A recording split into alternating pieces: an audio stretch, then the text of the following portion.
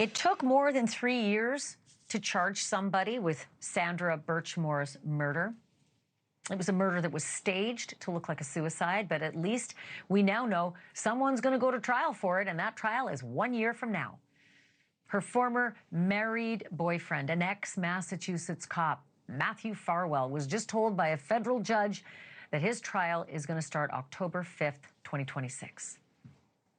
Former Officer Farwell is accused of grooming Sandra Birchmore while she was an underage member of a youth program in the Stoughton PD. And when I say youth, she was barely just a teenager. When she died, Sandra was 23 and pregnant. Police found her hanging from a door handle in her own apartment back in 2021. And over time, her death gave rise to mind-blowing allegations of long-term sex abuse by Matthew Farwell and by his twin brother, William Farwell, who is also a cop, and by ex-Deputy Police Chief Robert Devine. Investigators uncovered text messages that appear to show that William, the brother, had sex with Sandra as recently as 22 days before she died. And Deputy Chief Robert Devine allegedly contacted Sandra Birchmore on the very day that she died for reasons unknown. Now, why would a deputy police chief be contacting a 23-year-old pregnant woman who long ago was in the Explorers program as a kid? Matthew Farwell, the alleged killer, apparently thought that he'd fathered Sandra's baby. And she apparently thought so too. But the DNA tests that were conducted after she died, those were a shocker. They showed that Matthew Farwell was not actually the father.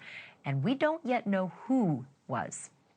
But for now, Matthew is the only person facing any criminal charges in Sandra Birchmore's death, and he may well face the death penalty if convicted. That is some of the evidence they'll see. That's him walking to her apartment. That's the night before she died, or at least was found dead. Feds have until January to decide if they're going to pursue death, and there is a ton to unpack here. So I am pleased to be joined once again by Melissa Berry, who operates the Justice for Sandra Birchmore Facebook page, and she was in the courtroom today.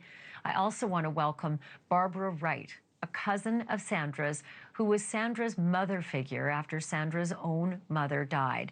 And she was also in the courtroom today. Melissa and Barb, thank you so much, both of you.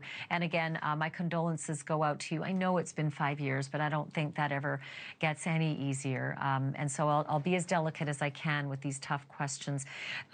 Melissa, can I start with you? Farwell was not in that courtroom today, which I think is odd. But what was the mood like? Can you just take me there and tell me a little bit about what was happening?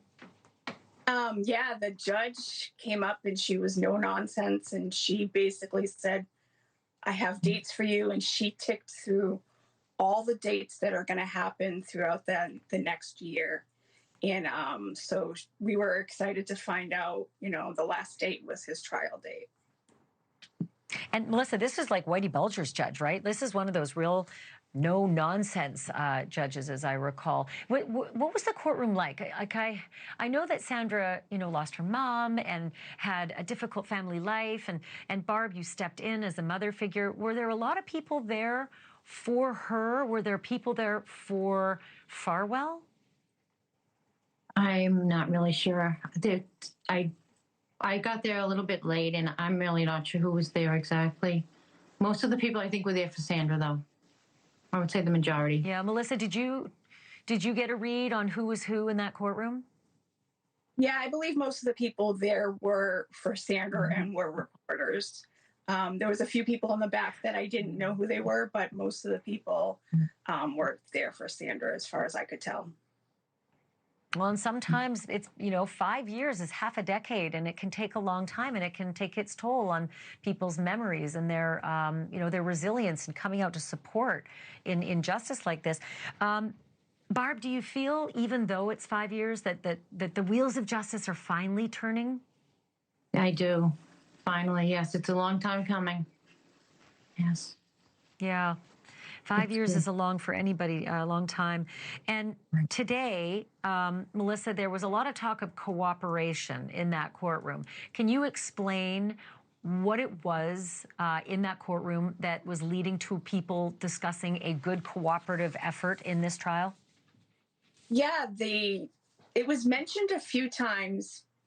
I know at least once by the prosecution, once by the defense, and then I believe the judge mentioned it twice. So it made my ears perk up. I don't know what that's alluding to, but it definitely piqued my interest that, what has been going on behind the scenes with, the defense and prosecution. Yeah, Barb, one of the things that I still can't believe, well, first of all, I can't believe that anybody who saw the scene of this alleged suicide would have ever for a minute thought it was a suicide. It was absolute garbage. Forensically, it didn't make sense how she was hanging, in particular from the door handle. There were all sorts of other clues, excited baby clothes, and there was laundry that was in the, those are things that people who are about to take their own lives just don't do. They're not in the middle of doing. But the death certificate still says suicide. Do you have any idea why? And has anybody talked you through this process from the victim's advocate point of view? I have not talked to anybody from a victim's advocate point of view, but I know that the Boston ME insists on her initial decision based on what she saw at the time, shortly after Sandra's death. And I don't know why she doesn't want to change her decision. We've got two other people saying, experts saying it was definitely not a suicide. So. Yeah, and Melissa, you know how this works. When it comes to trial, that's something that Matthew Farwell's defense attorney is going to lean on heavily. It can't be a murder if the medical examiner thinks it was a suicide. And then, of course, these other experts, it will be a battle of the experts, so to speak, in the courtroom. Do you have any idea, Melissa, why it is that the ME is intransigent in this case about changing the death certificate from suicide to murder, if clearly enough people believe that she was murdered to charge this man? Yeah, I find it odd that the statement that was released says something to the effect that at the time of my findings, that was the evidence I went by. But, a medical examiner can go back to a case and reopen it and look over it to make sure that it was done properly and the right outcome is what they determined. And for some reason, this medical examiner is sticking to what her first findings were and doesn't want to budge on this. And it makes no sense to a lot of people. And we have felt that a lot in the Ellen Greenberg case as well, where a medical examiner believed a woman stabbed herself 20 times, 10 times to the back of her head and neck, and it's still a suicide in their books. It's confounding to the rest of us. Barb, this is a hard question, but I think it's a fair one.